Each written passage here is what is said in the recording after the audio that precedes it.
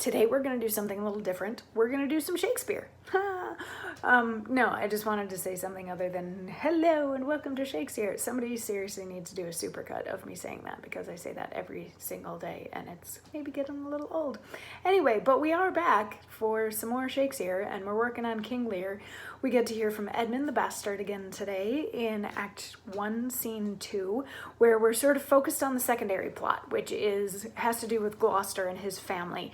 Edmund being the bastard son of Gloucester, Edgar being the legitimate son of Gloucester, and Edmund is setting Edgar up so that Edmund will be able to inherit Gloucester's fortune once Gloucester dies. So Edmund wrote a letter to make it look like Edgar had written a letter. This letter that Edgar wrote invited Edmund to conspire with Edgar to kill Gloucester so that they could get the inheritance sooner as opposed to later, because, why should they have to wait until their dad dies of natural causes to inherit? Well, shouldn't they get their money now when they can actually enjoy it when they're still young? So Edmund has made a big show of trying to hide the letter from Gloucester and then letting Gloucester read it and then doing hang on, maybe, we should figure out if this really is what Edgar means by this letter. So I'll set it up so that you can overhear me talking to him and then you'll truly know his mind.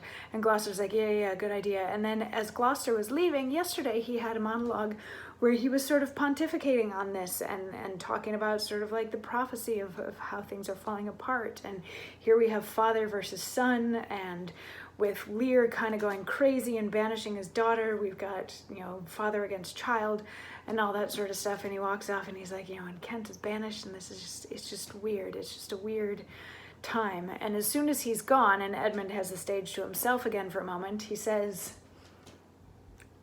"This is the excellent foppery of the world, that when we are sick in fortune, often the surfeits of our own behavior, we make guilty of our disasters the sun, the moon, and stars, as if we were villains on necessity, fools by heavenly compulsion, knaves, thieves, and treachers by spherical predominance, drunkards, liars, and adulterers by an enforced obedience of planetary influence, and all that we are evil in by a divine thrusting on, an admirable evasion of a whore-master's son to lay his goatish disposition on the charge of a star. My father compounded with my mother under the dragon's tail, and my nativity was under Ursa Major, so that it follows I am rough and lecherous. I should have been that I am, had the maidenless star in the firmament twinkled on my bastardizing." Pat, he comes like the catastrophe of the old comedy.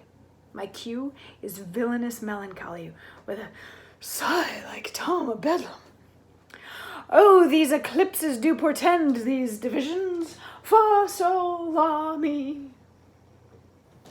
So what we get from this, the end is a little bit weird, but I'll tell you what that's all about in a second. What we get from this is Edmund is not a fan of astrology. He thinks that it's a bunch of garbage to blame the planets, to blame the stars, to fall back on, I'm a Cancer, therefore I'm a this, or I'm a Gemini, therefore I'm a that. He thinks that all of that is a bunch of garbage. He's like, I would have been the same person that I am if I was legitimate or not. So whatever, this is my dad being stupid and a lot of people being stupid.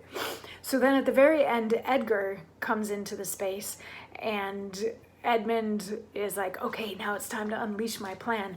So he baits him with just some sort of innocuous conversation, and as that's going along, he's like, so, by the way, when was the last time you saw Dad? And Edgar's like, oh, I saw him last night. And he's like, when you parted ways, was he annoyed with you?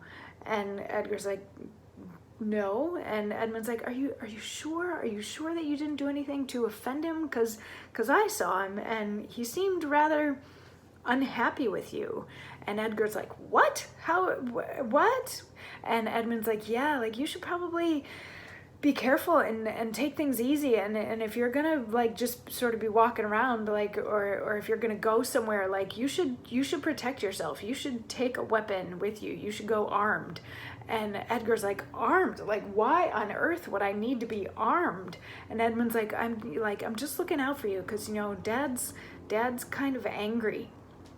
And Edgar's like, okay, like I'll what? And so he at the same time that Edmund is making Gloucester think that Edgar wants to kill him, he has now set Edgar up with paranoia and fear that their father is angry with him, and told him that he needs to carry a weapon with him all the time. So can you see where this is going to be going? Probably very soon. So Edgar leaves, you know, in a sort of nervous, rattled state, and he's gonna, you know, have a weapon with him all the time.